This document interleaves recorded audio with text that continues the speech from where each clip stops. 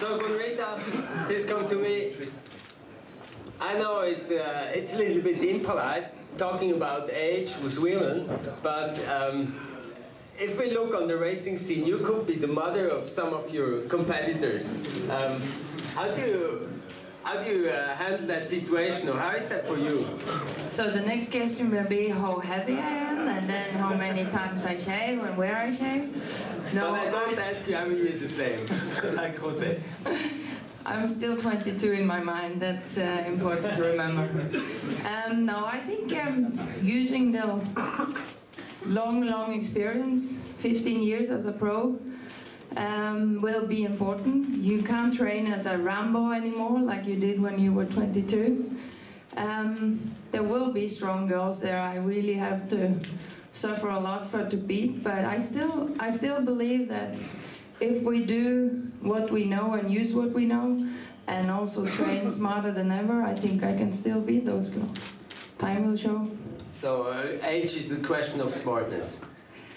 I feel better than ever, so I don't know. And I still have a really strong passion for what I'm doing, and I think that will also help you in the toughest races. And if we look at the results from last year, you're now pretty close to the shape you had before. What can we expect from you in the next season? I can't tell you.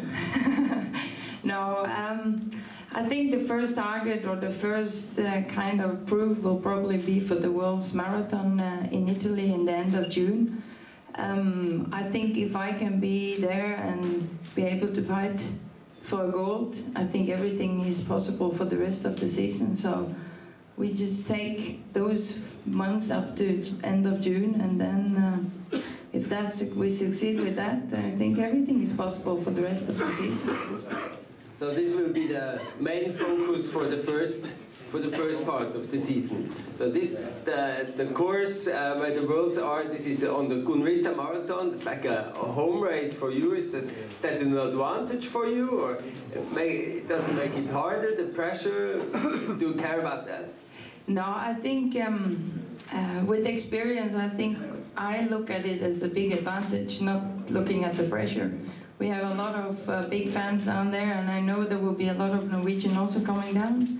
And I have really great memories from doing that race, and also with lots of success. So I'm just very excited thinking about the Worlds coming up.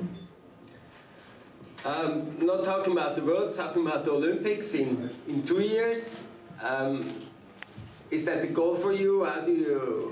What can you say about your Olympic dream? First, you have to qualify. That's for all athletes. You always have to qualify for the Olympics.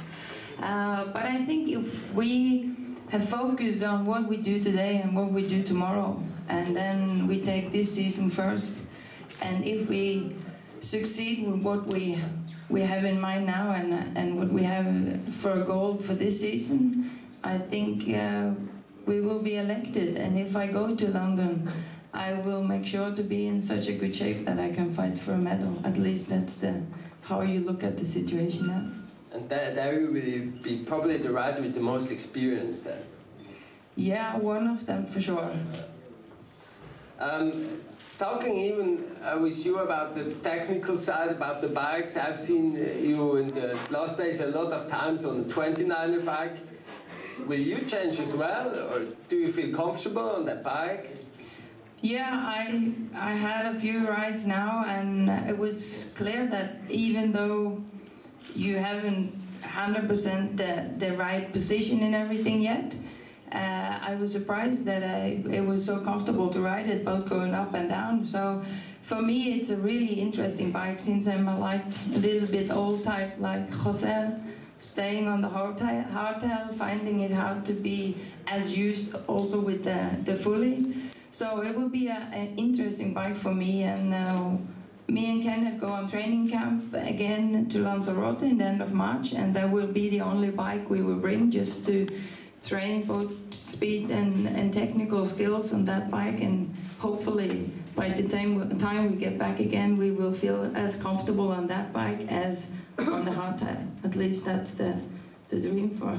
Then you have two bikes to choose between, and I think we have one of the top ones in the world for sure.